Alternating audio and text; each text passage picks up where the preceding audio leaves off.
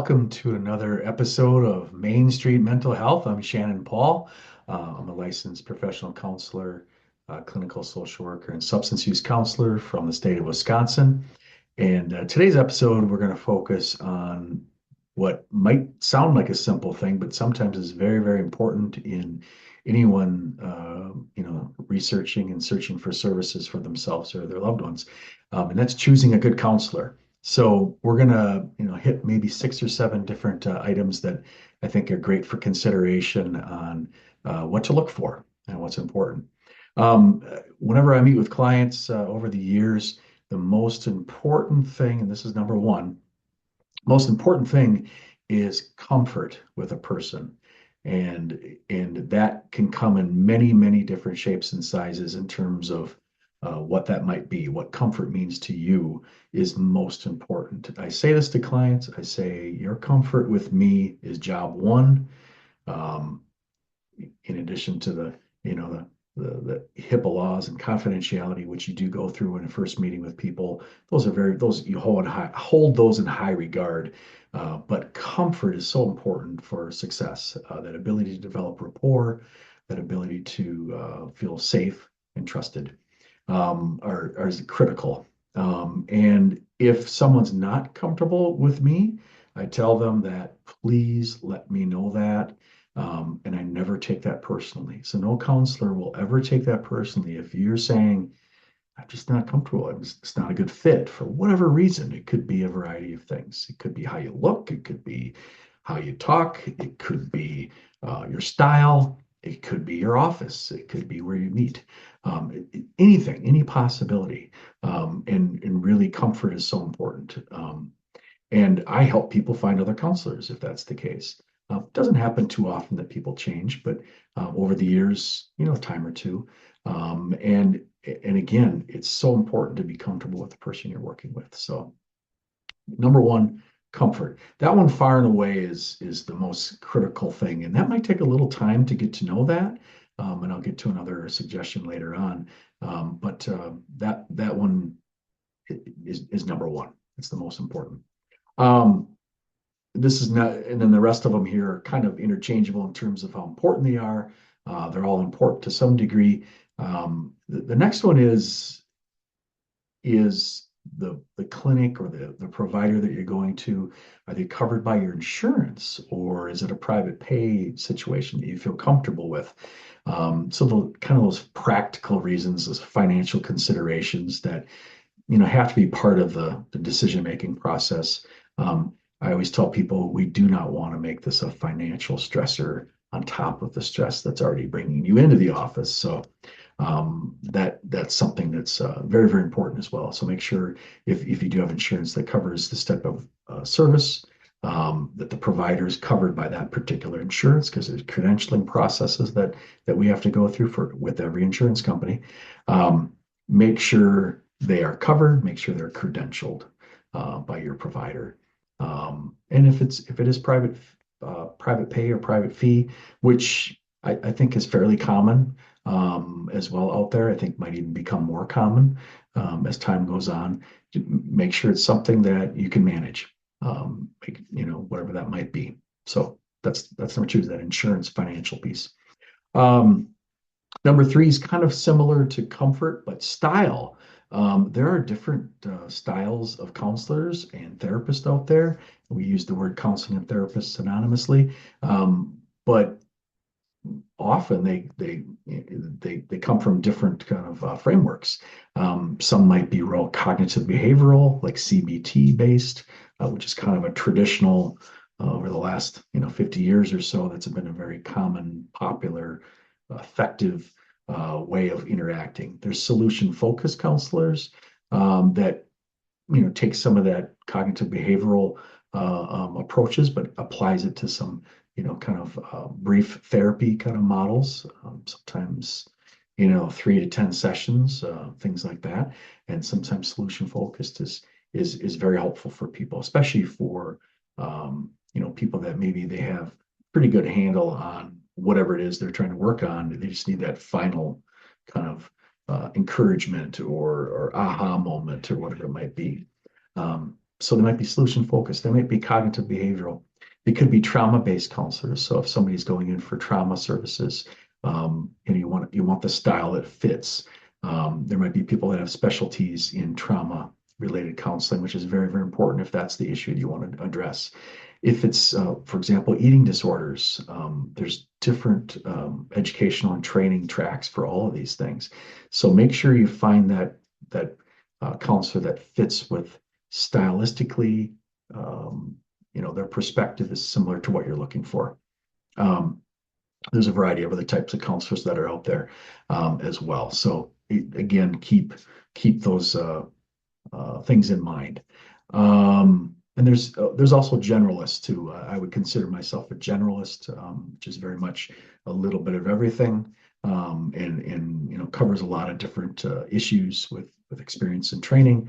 But not everybody is. Some people are very focused at what they do. Some people are, and that gets to the next one, credentials. A lot of times people might not know that there's different credentialing bodies or different educational coursework for different types of credentials. They might be marriage and family trained. They might be clinical social work trained. They might be professional counseling trained. They might be a psychologist. They might be a psychiatrist, because there's actually therapists or psychiatrists that provide therapy in certain parts of the United States, for example. Not real common in Wisconsin, but so they all have different kind of educational backgrounds that contribute to how they, provide services to people. So it's great to ask these questions, especially during that intake meeting, that first meeting with somebody. Come in with a tablet with questions covering these things, and then if you're comfortable with the answers, great. You found somebody that's a good fit, that's a good comfort. So keep that in mind. I know I have a background a little bit in a variety of those things in terms of professional counseling, clinical social work. And there are differences in certain aspects, but for the most part, as being a good provider, kind of involves providing that rapport, that client-centered approach. Could be strength-based, et cetera. But most people have a pretty good training background in each of those things we discussed earlier. But some might have different approaches. Some might have different attitudes towards different types of techniques and things like that. I would say there's the more specific or a niche that people have as a counselor, probably the more techniques that they have been trained in and found helpful for people with particular issues. So keep that in mind. So credentials are very, very important as well. Availability, that's another one. That's the fifth one is availability. It's often sadly in our day and age, it's some people wait 3 to 6 months to see a counselor. If I have to go see a counselor, it's typically pressing. It's typically something that would be really helpful to have addressed early. So that's a consideration, as well as do they have the hours available that work with your schedule? Do they, if you need evening appointments, are there some evening opportunities for people? Do they have openings just in general? Are their caseload is so full that they're pushed out 3 to 6 months? Keep that in mind as well. So you might have to balance some of these other considerations with availability to say, is something I've been waiting long enough to work on. Who's the closest fit to perfect, and who's available at a more reasonable amount of time. Our particular clinic, 1 to 2 weeks is typically doable. Fortunately, we have a number of providers that can provide services that have some, quality skills all around. But not every clinic is, or sometimes there's solo practitioners out there too that are very staggered in terms of when they can take new clients and things like that. So availability, whether it's the time of the day or the waiting time to get in to see them for that first meeting. Yeah, I haven't heard too many. Once you get into a clinic or a provider, typically your typical course of treatment is weekly or biweekly thereafter for a period of time. It could be more than that depending on intensity of issues, but make sure they have that availability as well. So that's another component of availability that is not just an intake and then a month later you see them, because there are places that do intakes first and then they kind of slot, you with somebody. So keep that in mind as well, as that availability has to be kind of a longer term availability as well. In this day and age, we have access at our fingertips of checking reviews on particular clinics, providers, styles, approaches, things like that, technical techniques, things like that. So have at it, and look at those with some critical reasoning and critical thinking in terms of, right, is there agenda here? Is there, is it just a bad experience? Is it one of? Look at all those kind of considerations when it comes to reviews, if you do look up reviews.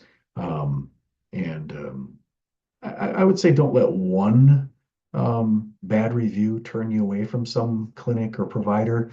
But if you have multiple reviews and there seem to be from independent sources, that's something to consider in putting in your decision making. But typically reviews can be helpful as long as they're legitimate and genuine. And I think as time goes on, there'll be more and more of those that are available to us online. So keep that in mind. And the final number 7 is basically not enough people do this, and I think maybe because I have a pressing need, I need to work on something. There's availability. I'm going, and I don't care if it's male, female, tall, short, whatever.